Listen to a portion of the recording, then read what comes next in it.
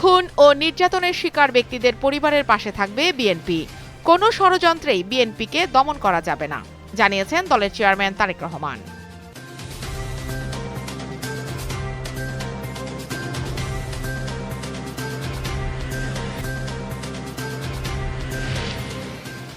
বিদ্যমান আইনে গণভোটের হ্যাঁ প্রচারণায় সরকারের বাধা নেই, মন্তব্য করেছেন প্রধান উপদেষ্টার বিশেষ সহকারী ড আলী রিয়াজ।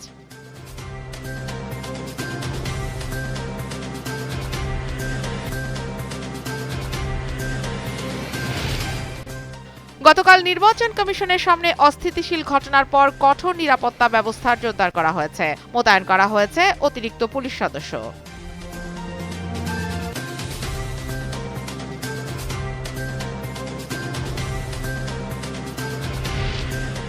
গাইবান্ধার সাঘাটা উপজেলায় ট্রেনে কাটা পড়ে এক যুবক নিহত হয়েছেন। উপজেলার বোনারপাড়া স্টেশন এলাকায় এই ঘটনা ঘটে।